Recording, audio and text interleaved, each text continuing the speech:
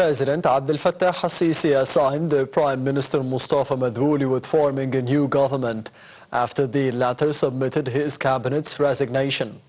In a meeting with Madbouli, President al-Sisi said that the current government would continue in charge till the new cabinet is formed, noting that the new cabinet will work on achieving a set of objectives, the forefront of which is maintaining national security.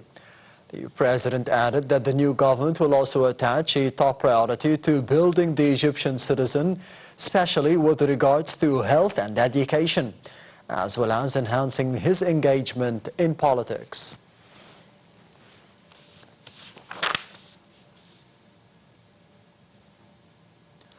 Through his social media account, President Abdel Fattah al-Sisi revealed that he ordered Prime Minister Mustafa Madbouli to form a new technocrat government comprising the expertise needed to run the country over the upcoming period.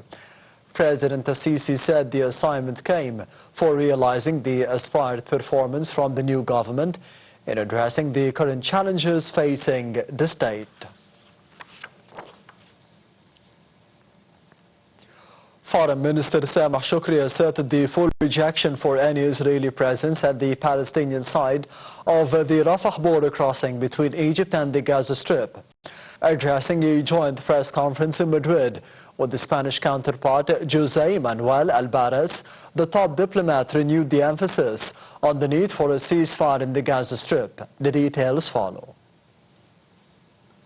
Foreign Minister Sameh Shoukry said Monday the Rafah border crossing, critical to aid deliveries into Gaza from Egypt, cannot operate again unless Israel relinquishes control and hands it back to Palestinians on the Gaza side.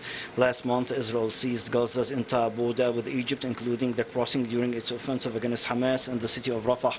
The crossing also represents the only lifeline to the outside world for the 2.3 million population in the Israeli besieged territory.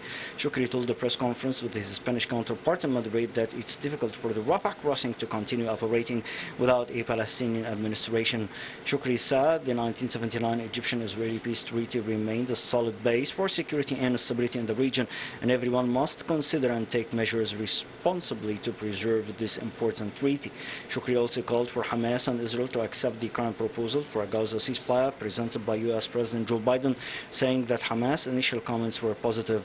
An aide to Prime Minister Benjamin Netanyahu said on Sunday Israel had accepted the framework deal for winding down the Gaza war, but described it as flawed and in need of much more work.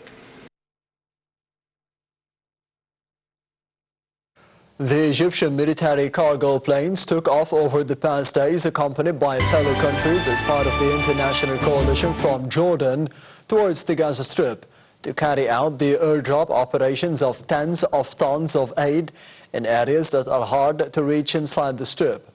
This comes in continuation of the Egyptian endeavors to stop the war inside the Strip and allow the humanitarian aid with enough quantities to save the Gazans. The move also comes within the Egyptian support to the Palestinian cause to push the international community to shoulder its responsibility to face the Israeli aggression on Gaza.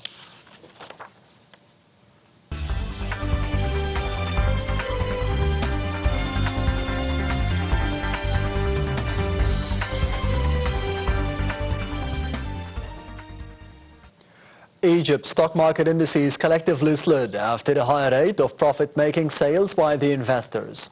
So the benchmark EGX 30 index went down slightly by 0.17% to close at 26,825.25 points. The EGX 70 index for the small and medium businesses also lost 0.68%, while the broader EGX 100 index also decreased by 0.25%.